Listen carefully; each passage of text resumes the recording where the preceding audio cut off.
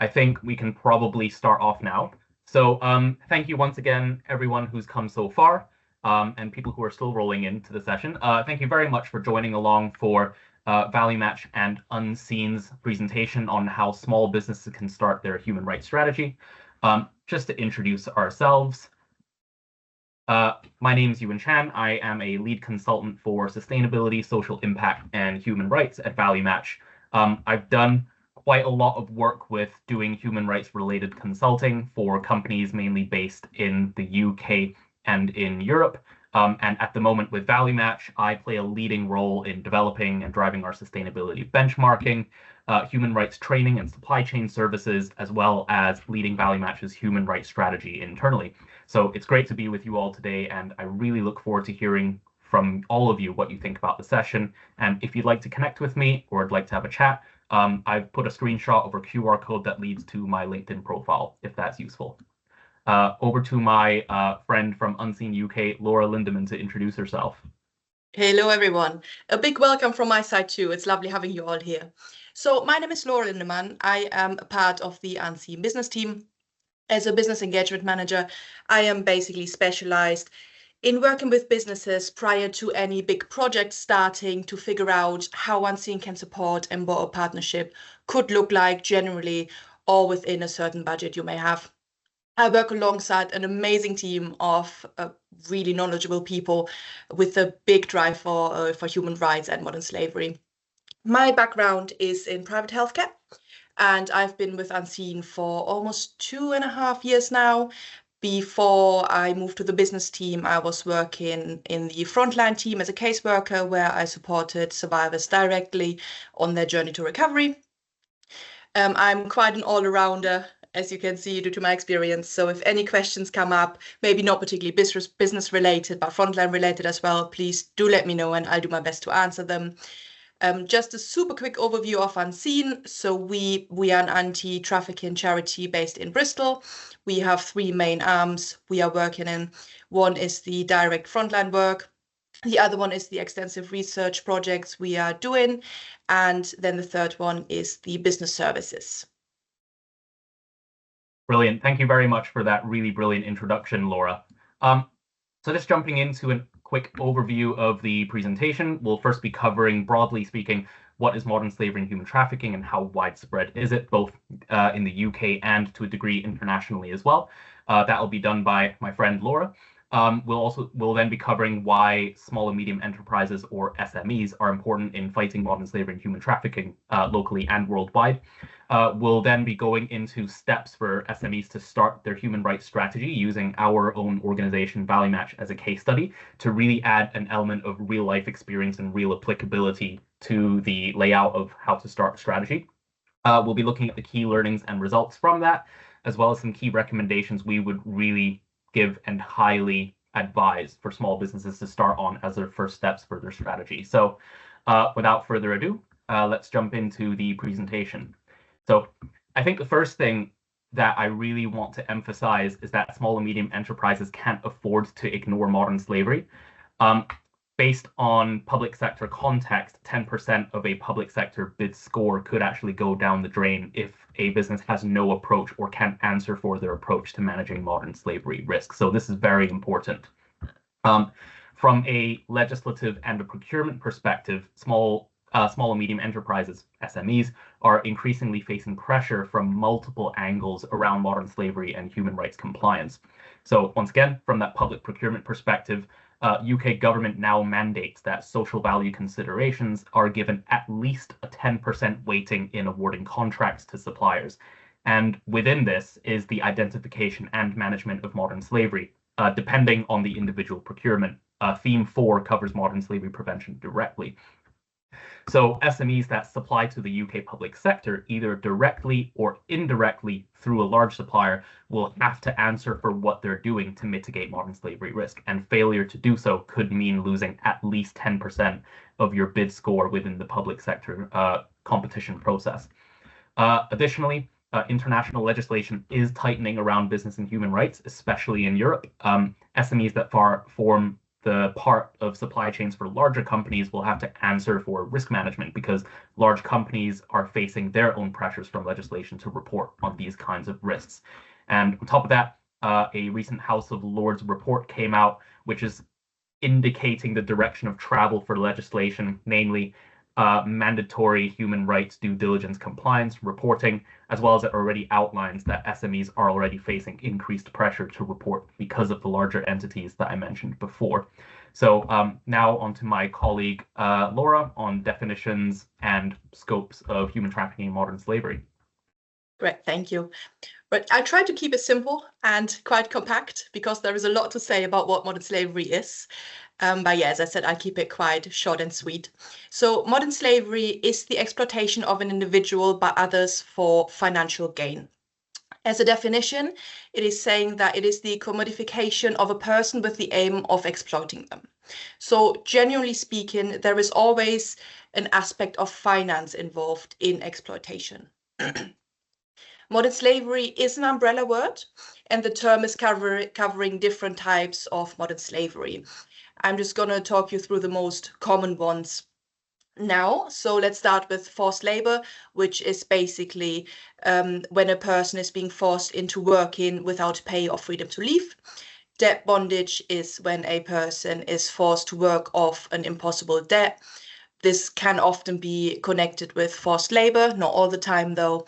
Domestic servitude is what we see a lot, which is individuals who are forced to work in an abusive home environment. This could be family, this could be external. We've seen all sorts. Child exploitation is basically forcing children, minors into labor or illegal activity of all sorts. Sexual exploitation is forcing an individual in performing sexual acts. And human trafficking, which you will often hear in connection with modern slavery because it is slightly different. So human trafficking is moving a person to a specific place for someone else's profit, which this place does not need to be over borders. It could literally be just to the house next door. Out of a legal perspective, modern slavery becomes human trafficking as soon as the exploitation includes an element of movement. But as I said, it can only be next door. So there are two slightly different things through a lens of legal expectations, but human trafficking is modern slavery. Without going in too much detail, I would like to just cut the topic of smuggling a little bit as well. So smuggling is when a person is voluntarily reaching out to someone to help crossing borders, which is a crime against the state, whilst human trafficking is when someone is forced involuntarily with a financial gain for the exploiter, which is then a crime against the human itself. I would like to give you 4 questions you could ask yourself if you believe that someone might be in a situation of modern slavery. It is quite simplified, but I feel like it gives a good idea of what to look out for in that sense. And this is what you can see off the right side of the slide. So the first question is, are they being forced to work or commit any crimes? Are they being controlled? Are they being treated as a commodity? And is their freedom being restricted? So these are 4 good points to look out for if you are wondering if someone is in a position like that or not. Right, on the next slide, yeah, perfect. On the next slide, I've got some numbers and figures for you globally and in the UK. These figures are basically from our Unseen Helpline Assessment 2023, which is quite helpful generally to have a look at if you're interested in what the helpline is doing. And it's a great source of information and numbers to just like look over and understand the extent of modern slavery. So in 2023, the National Modern Slavery Helpline, which is run by Unseen, recorded 8,367 calls. And that basically includes victims of forced labor, which is 3,416. So as you can see, these numbers are real, they're big, they're out there, and this is in the UK. The total of cases not to be confused with one case. Cases here means occasions. So the total of occasions where modern slavery took place in the UK was 2,815. There could be more than one victim in a case.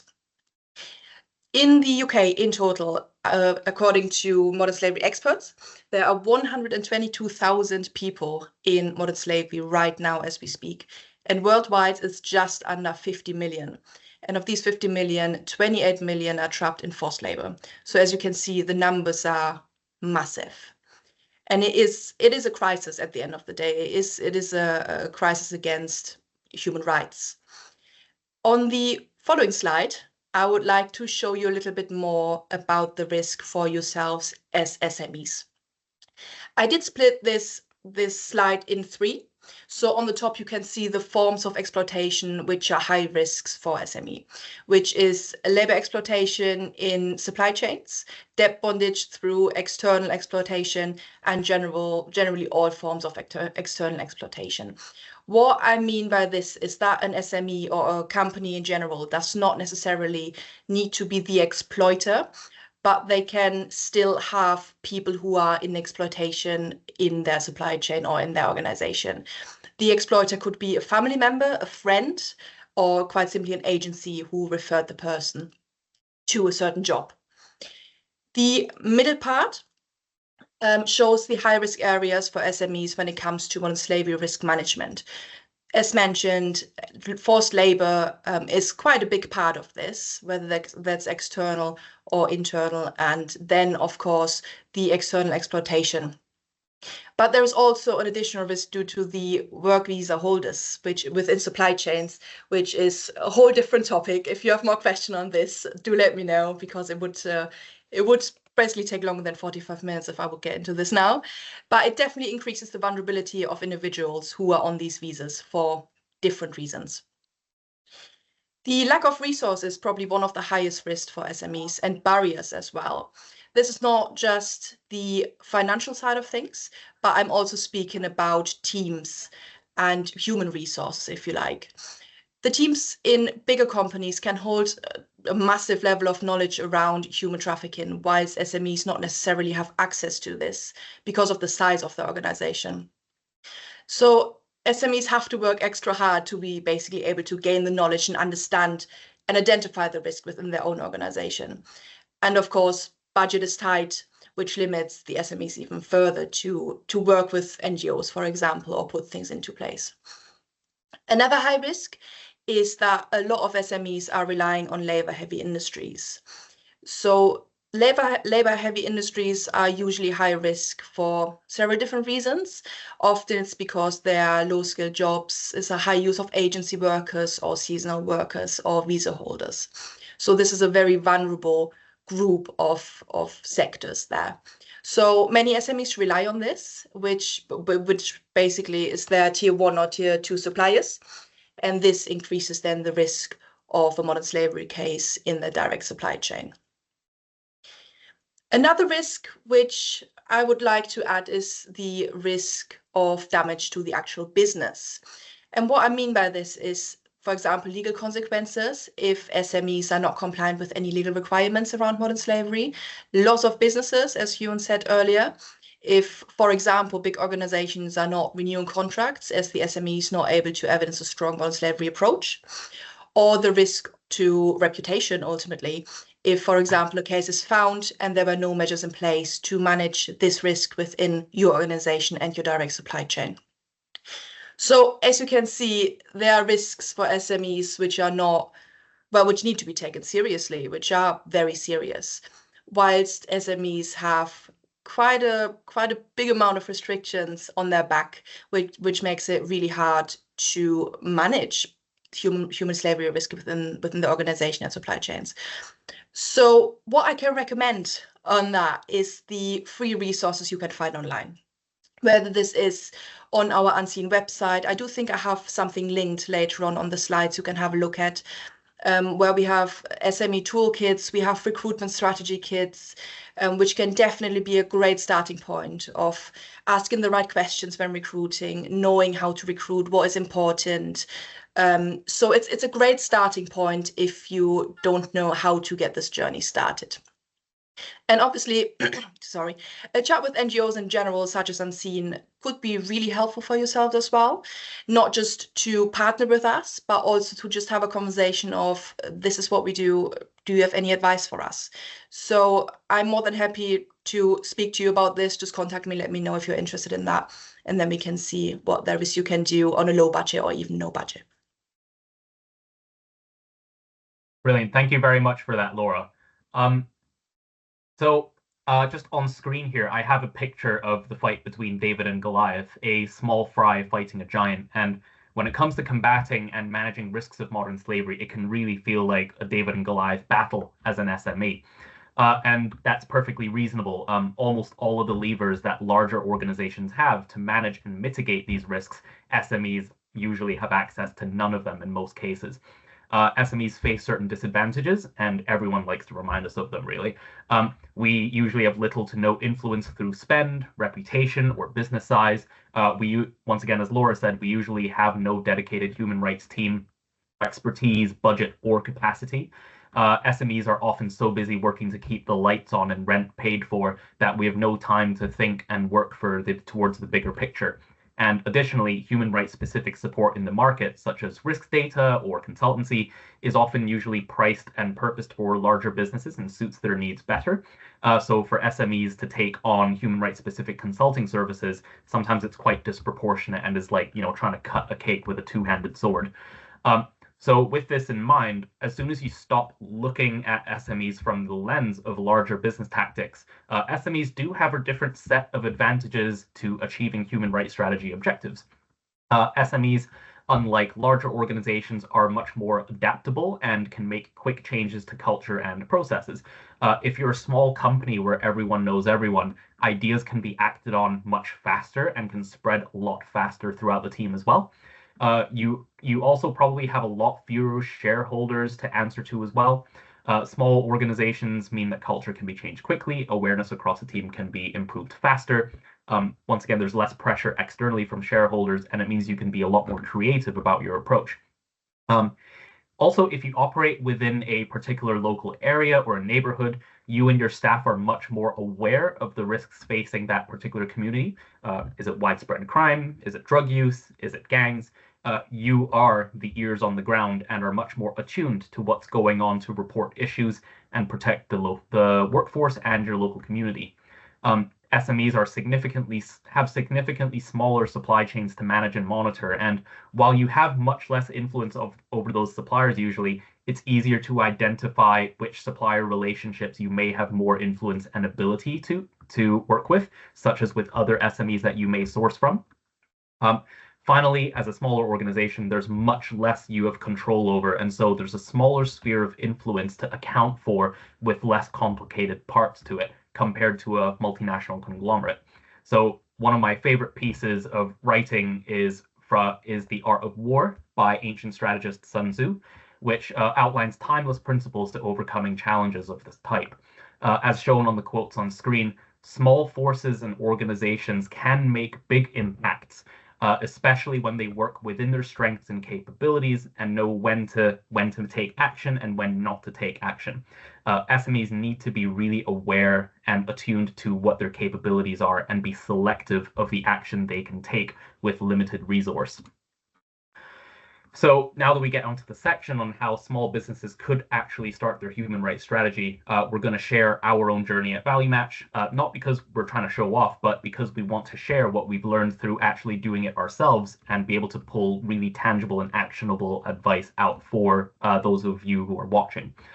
So with no budget and no specific human rights team, this is how we started out. So I joined ValueMatch, and when I joined ValueMatch, the first thing I was asked to do was to conduct a staff modern slavery general awareness training. So looking at the topics of, what is modern slavery and human trafficking? Why is it important? What sectors are high risk and relevant to our business and clients? What can we do about it individually? And particularly a workshop session on how can ValueMatch address modern slavery and human trafficking more effectively. So if you want to use this workshop and training session for yourselves, feel free to scan the QR code and share it with your colleagues and staff. You could even all sit down together, watch it, and discuss it together as a basic training session for your company. But make sure to collect feedback for it afterwards, and I'll show everyone how to do this later. So while identifying the material impact that training has can be quite difficult, some of the key outcomes and benefits that I found from doing a workshop like this with our team, was that we identified gaps in understanding and awareness. We gained the whole team's view on where to improve and what to innovate on.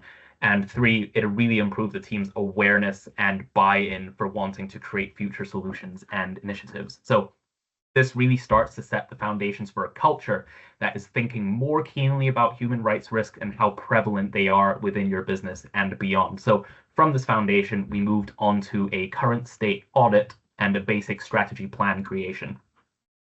So following on from the training session, we had a public sector tender come through for which we had to outline our modern slavery approach. So as long as you start your human rights strategy, there's nothing wrong with starting your strategy in response to requests from buyers. You have to start somewhere. So conducting a current state assessment is absolutely critical, as you can't know where to improve if you don't know where you're at now. So luckily, this isn't too complicated to do yourselves. We chose to do ours according to the 6 sections of a modern slavery statement, as you can see on screen. We found this incredibly useful as a way of structuring. And as a result, we created Value Match's Modern Slavery Review 2023-24. This is a publicly accessible document, as seen on the QR code on the screen, which outlines our organization's current state for human rights protection, as well as what our plans were going forward for improving.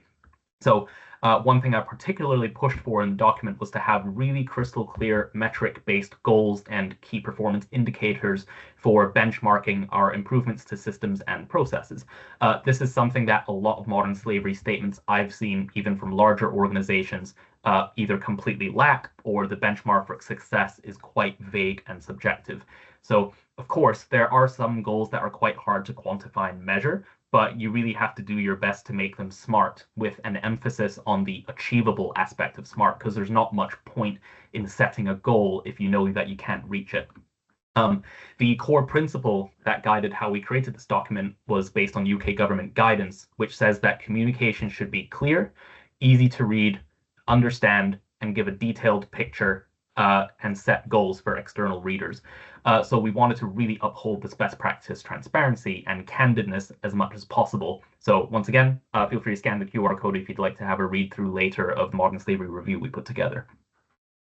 So after setting our strategy and KPIs for the rest of the financial year, we set off on a variety of tasks, and I'll share the most important and impactful ones. One thing to keep in mind is that while SMEs may not have specific human rights policies, they will have policies that touch on human rights topics such as equal opportunities, anti-discrimination, health and safety, and grievance or whistleblowing mechanisms. So reviewing policies may not show impact until much later, but the foundations of your company having processes and oversight for human rights issues is found in whether your policies are up to scratch or not. And all effective initiatives that are sustainable in the long run have to be captured and enshrined within formal policies and process. So the types of policies that we looked at for being fit for purpose were things like anti-bribery, prompt payment code, equal opportunities, grievance, and whistleblowing.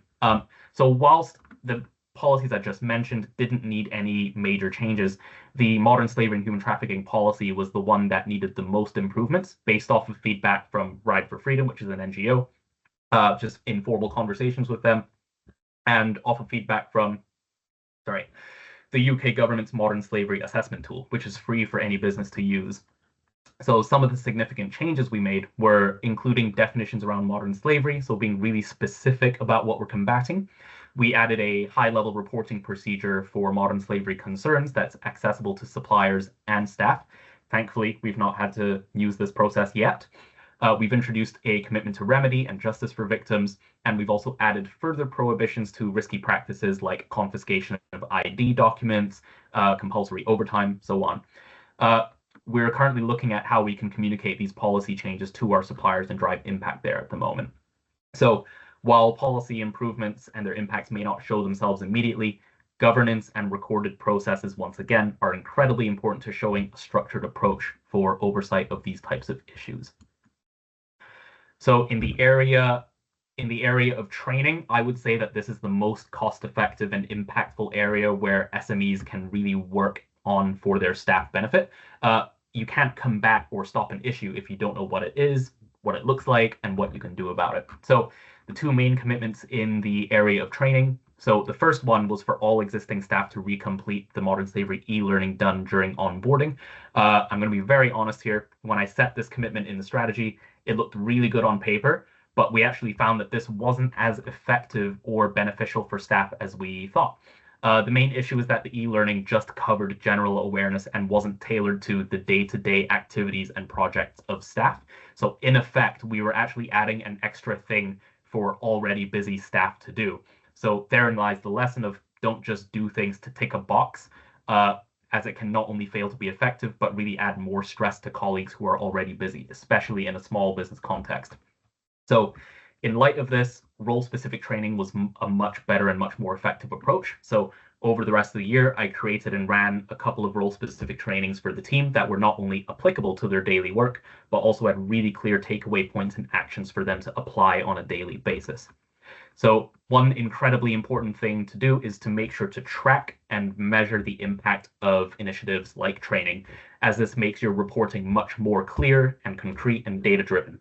And you can identify where things need to be improved. So the statistics you can see on screen of awareness increase and satisfaction/relevance rating were gathered through issuing a quick survey after each training session, according to a template and calculation of formulas that we've attached towards the end of this deck when it gets disseminated out after the webinar. So it really doesn't have to be very complicated. The survey takes less than 2 minutes to complete, which means you get really priceless impact data at a basic level without adding too much workload to your team. So if you are an SME at this meeting and you want to try this out, you could have your whole team sit down together to watch the free modern slavery awareness video we mentioned before, have staff complete the survey independently of each other through Google or Microsoft Forms, and calculate the percentage changes, and then you have reportable metrics that can be used in tender responses or modern slavery statements. No money used up, and not much time used up either, or human resource. So moving on to supply chain mapping, just like one should be keeping track of their personal spending for financial management, businesses should keep accurate records of who they're buying from, what they're buying, and how much they're spending on each supplier. This is really the basis from which to be able to identify supply chain risks. So in our own modern slavery strategy, the most labor-intensive thing we did was supply chain risk mapping. So we compiled all of that buying information, supplier names, categories of purchasing, location, sector of operation, and spend levels over the previous financial year.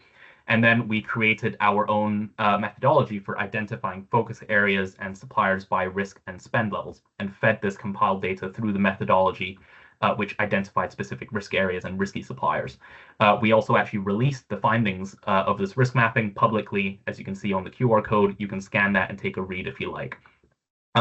While best practice is to plan ahead for risks and embed these into specifications for procuring, SMEs may not have the capacity and expertise to do that. However, supply chain mapping provides a backward-looking overview to decide whether suppliers that have risk are whether they're really essential moving forward for your operation, and then you can decide whether to procure from them or not. So following this process, we did make a few decisions to stop sourcing from certain goods and services.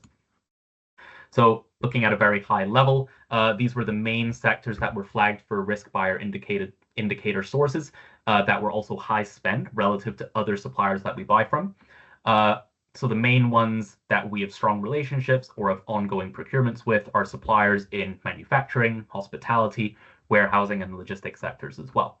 So on the right, you'll see the indicator sources of risk and which ones were flagged by each respective high-risk sector. Keep in mind, all of these risk indicators are sources that are free and public access, and it's just a case of how you build it into a process and a system that's repeatable and consistent. So while creating an entirely new methodology from scratch is quite difficult for most SMEs to do, one really simple way you can do it is by using a source like the Department of Labor's list of goods made with child labor and forced labor, and look at your suppliers and goods and services procurement to see if it matches, if any of them matches with those sources. such as cotton uniforms or cotton clothing made in China, for example. If there's a match in the location and commodity of your supplier to that list, it could be worth investigating to see if you should perhaps source from someone else or see if you can manage that risk in another way. So risk mitigation actions will vary from organization situation to another. So I can't tell you what to do, but if you'd like to have a chat with me or to sense check your process and thoughts, I'm very happy to hop on a call with you and have a conversation. So the process of looking at your supplier list and spend levels on your own won't cost money, but it's something that will be a manual process that takes time.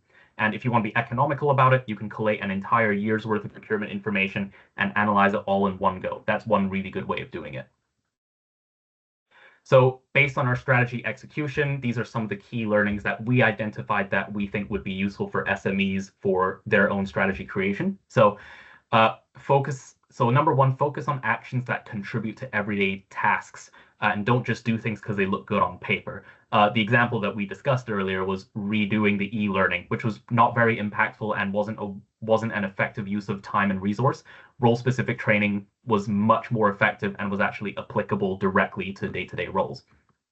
The second one is, you have to identify and focus on where you can have influence and a tangible impact. The rest, you can probably take a more passive approach in terms of monitoring with the scope of taking action when an opportunity arises. So the best example of this is, we had a lot of impact and direct influence in role-specific training and our policies, but in our supply chain mapping, at the moment, we don't have much leverage in terms of spend. So we're monitoring our supply chains for where the risks are and looking for opportunities for where we can use our relationships with certain suppliers to start driving partnership. One example is we did joint webinars with a key workplace solutions supplier that we source from to talk to their supply base about risks around human rights and how to uphold social value. So that's one example of how we engage and identify opportunities and take action on them. And finally, measure, report, and share.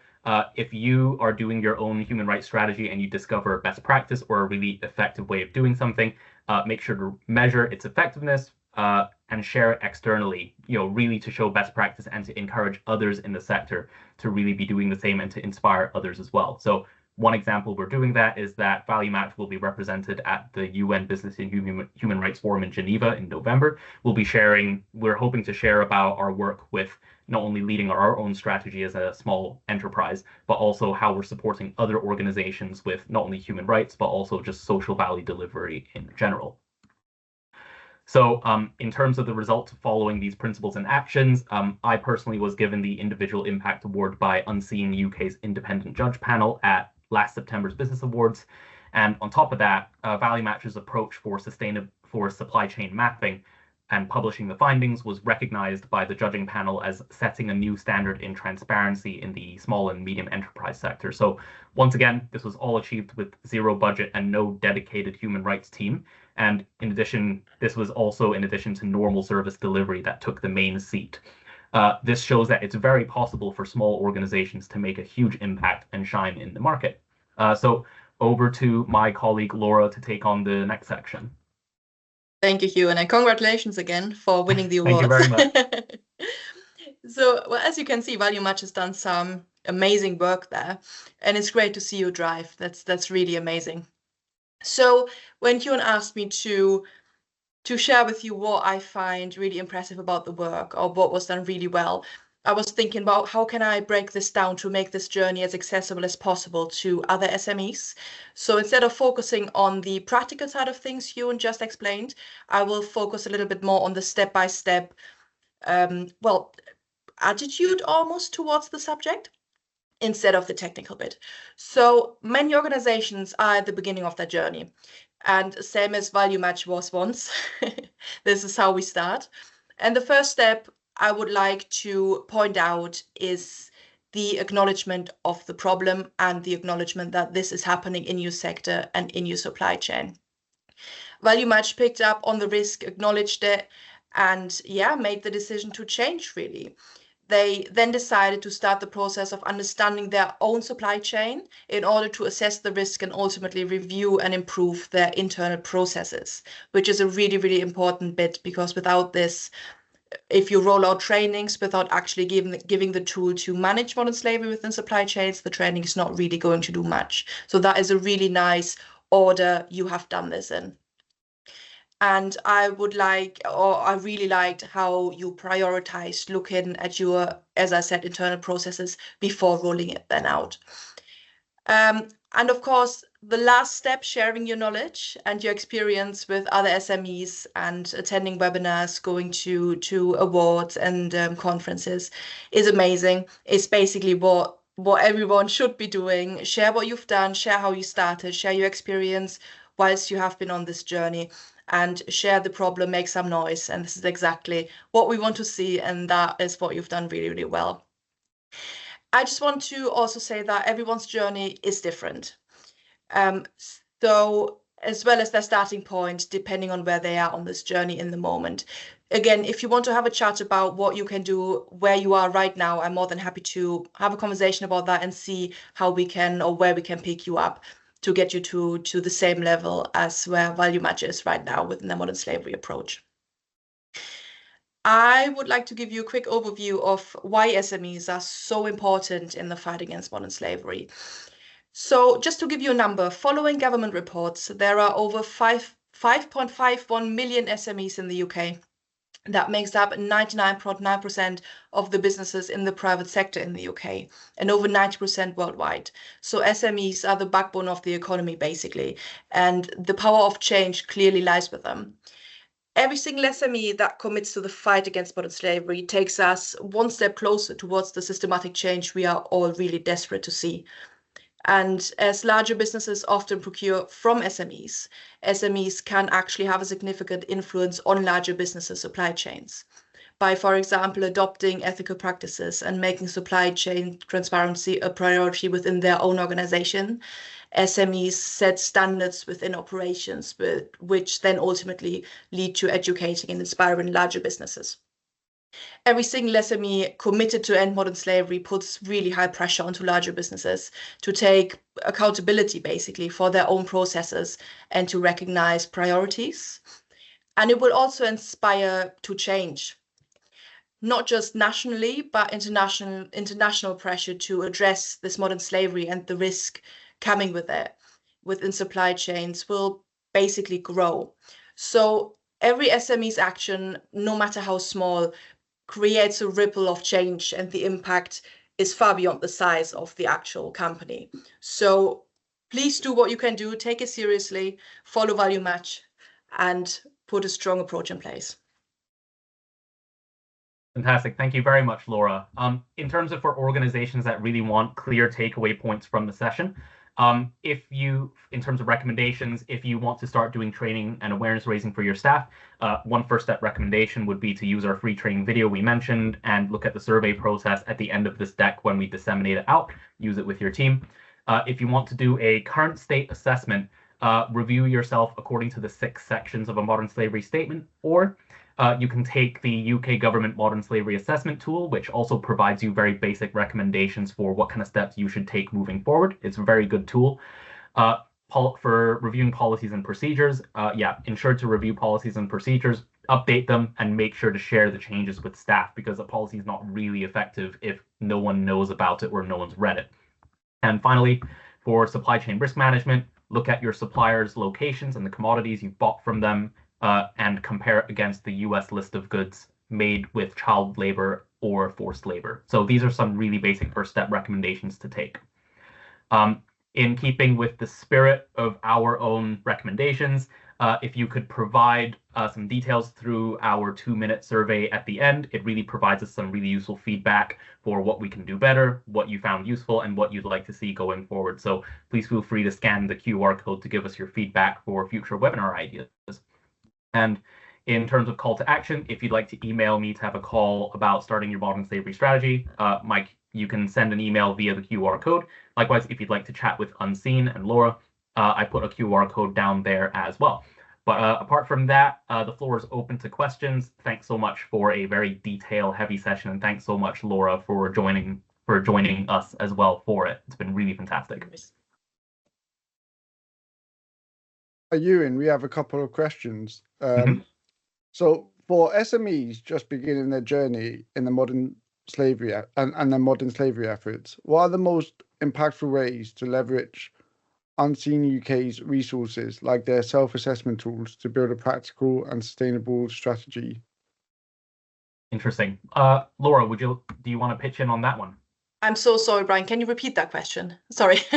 No, that's fine. For SMEs just beginning their journey in their modern slavery efforts, what are the most impactful ways to leverage Unseen UK's resources, like their self-assessment tools, to build a practical and sustainable strategy? So what I can recommend is the SME Toolkit, which you can find on our website, and I do believe there is a link to it somewhere on the slides. Yes. This gives you a lot of practical advice on where to start and basically how to get your journey started. We do also have posters for our helpline in different languages, which are always good as like an external route of reporting, and which is also a good first start to get these grievance mechanisms in place, which are not just internal. But generally, I can definitely recommend the SME Toolkit. It's not too much as well. It's not too heavy. It's quite a short but very impactful document. We have another question. Thank you, Laura. You have mentioned using this data to change suppliers who flag as high risk. Are SMEs able to use other strategies to help suppliers to improve, given you might have limited leverage? This comes from James, who's conscious that best practice tells us to stay and fix rather than cut and run. Yes. Okay. Just for those who aren't aware, stay and fix rather than cut and run references. If a supplier is non-compliant, the best practice is to try to influence them to change for the better, rather than to cut the contract and potentially risk workers losing jobs. So in terms of are SMEs able to use other strategies to help suppliers to improve? That's a really great question. Where larger organizations typically have the ability to determine the terms of engagement and encourage using financial levers, SMEs don't have that. So I think what we've found is quite useful is SMEs really have to lean on personal relationships with stakeholders within their suppliers, and really relying on that interpersonal influence to try to drive change. So the example that we brought up is that one of our key IT and stationery suppliers, we have quite a close relationship with them. And while we don't have a direct voice piece into their policies and their processes, we do have an ongoing relationship with them, and we did get to join them on a joint webinar, on a joint internal session, talking to their suppliers around how to uphold social value delivery, how to mitigate for human rights risks, just general awareness around the topic. Whilst it's really small of an impact, it's really within the sphere of influence that we have, and we're continually looking at how we can leverage personal relationships with the suppliers we work with to drive best practice. But I'm happy to have a conversation about that afterwards. I'm always open to new ideas of how to do things better. But thanks for that question, James. And finally, could you recommend specific KPIs for assessing the effectiveness of supply due diligence and risk mitigation efforts? For example, what metrics best indicate reduced risk within our supply chain? Ooh. Sorry, could you repeat that question one more time, please, Brian? Could you recommend specific KPIs for assessing the effectiveness of supplier due diligence and risk mitigation efforts? For example, what metrics best indicate reduced risk within our supply chain? Ooh. There's no right answer to it. It depends on organization to organization.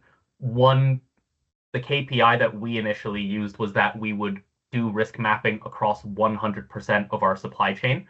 Obviously, like certain suppliers or certain purchases we don't really include in that mapping if it's ad hoc purchases, like say for a sandwich from Tesco. But then equally with ad hoc purchases from larger suppliers, if we don't deem that the amount of money we're spending with them could equate to leverage, we don't really bother with mapping that. So, mapping 100% of your supply chain and accounting for where leverage could be applied or where influence could be applied, that's a pretty good KPI to use. Another one could be, once you've done a risk mapping, if you a lot of the time in my experience doing risk mapping, the Pareto principle applies. 20% of your suppliers may make up 80% of your spend. And if you factor risk into that, that could mean that perhaps 30% of your flagged for risk suppliers make up 90% of your risky spend. So potentially one KPI could be taking the first steps with maybe 50% of your flagged for risk suppliers to engage with them and ask for more questions on their policies, what they're planning on doing forward, and trying to get conversations with them.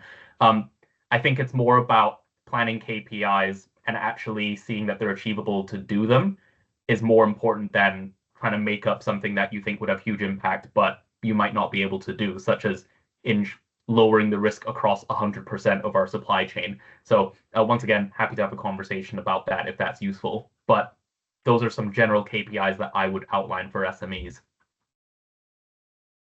Fantastic. Thank you, Ewan. That's all the questions we've had. Fantastic. All right. Thank you very much, everyone, for coming to this webinar. I hope it's been useful. Once again, we'll be disseminating these slides. So if you want to get in touch with us, please feel free to have a conversation. Laura's always keen to chat. I'm always keen to chat. But wishing you all a great afternoon and a great rest of your week. Thank you very much. Thank you very much. Take care. Cheers.